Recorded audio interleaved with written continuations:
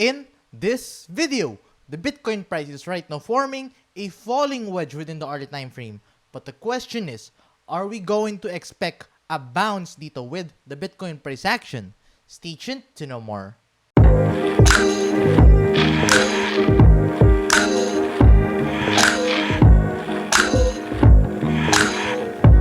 So hi guys, and welcome back to another Gabbal cryptocurrency video where we trade by data, not by hype. And if you haven't subscribed to my channel, click the subscribe button down below and hit the notification bell so you won't miss out the electrical analysis like this.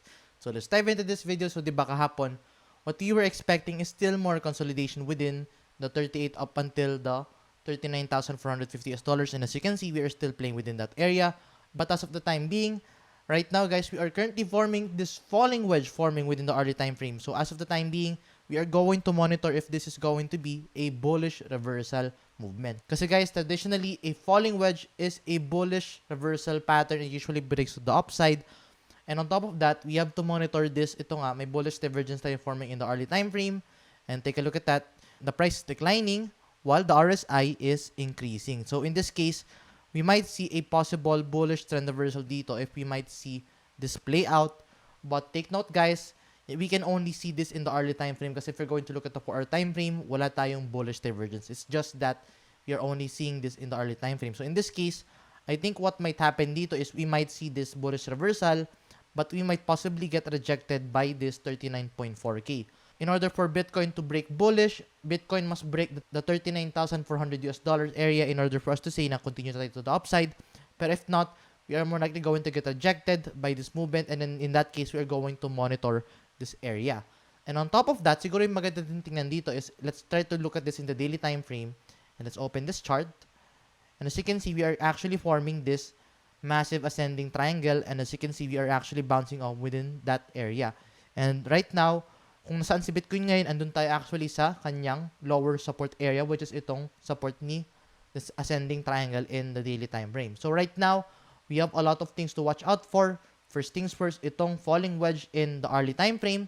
Second thing, we have to monitor kung kailan tayo magkakaroon ng bullish divergence in the 4-hour time frame. Kasi sa ngayon, sa early lang meron at wala pa sa 4-hour time frame. And then lastly, we are going to monitor if we are going to see a massive bounce dito sa ating support ng ating descending triangle. In this case, guys, this could be a good long opportunity. We can actually open a long position if we break dito. Pero take note, in order to confirm the move, we must have an early candle with buy volume in order for us to see a confirmation na mag-flip tayo bullish with this movement. Pero let's say guys, you want to trade Bitcoin with the lowest fees possible, one of the best places to trade this is actually in BingX. And if you want to claim bonus with BingX, just use my sign up link na you can find in the description down below.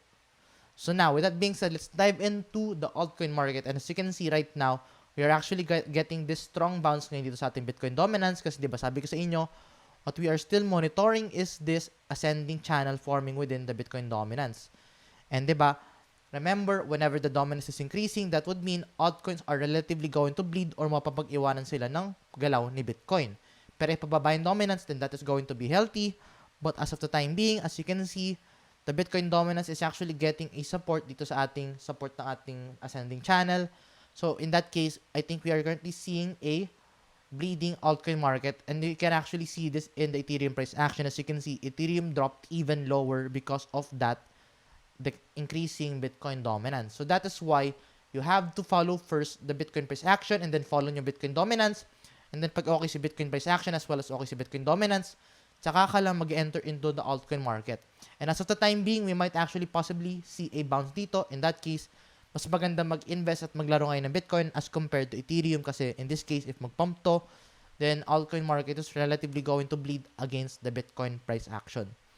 And with that being said, let's give you a quick update with the altcoin market. So let's give you a quick update with the Ethereum price action. So as you can see, di ba lalong bumagsak sa Ethereum dito sa ating support dahil yun nga, nag-increase bigla sa Bitcoin dominance. Let's try to look at this in the early and let's understand yung next movement. In the early, there are still no signs of a bullish or bearish trend reversal. So in this case, I think I'm going to expect more consolidation dito with the Ethereum price action, especially na wala pa tayong nakikitang bullish divergence. Same goes with the 4-hour time frame. Wala tayo any signs of a bullish retracement dito with the Ethereum price action. So as of the time being, siguro patience lang muna dito with the Ethereum price action kasi wala tayong clear indicator telling us kung ano ba yung magiging next move. So right now, we have to wait this one out in order for us to say kung ano yung magiging next move na Ethereum. Kasi sa ngayon, I think it's going to move sideways kasi wala tayong signs of a bullish or bearish reversal. And diving in with the SLP price action, ganun din kay SLP. Wala din tayong bullish or bearish trend reversal signals. Wala din tayong indicators na nagsasabi na mag-flip bullish na siya. But ang meron tayong support dito with the SLP price action na pwede tayo mag-bounce. So in this case, ito yung nakikita ko lang sa ating altcoin market. I think we are just going to move sideways with the altcoin market. Kasi look at this, Bitcoin dominance is increasing. That is going to indicate na altcoins are going to bleed or hindi sila sasabay kay Bitcoin. So in this case, mas maganda mag-focus with the Bitcoin price action for the time being instead of following the altcoin market sa ngayon. So ayun muna update natin for today guys. If you find this video useful and informative, please give this video a like. And if you want to see more contents like this, please subscribe for more. I'll see you in the next video and bye-bye for now.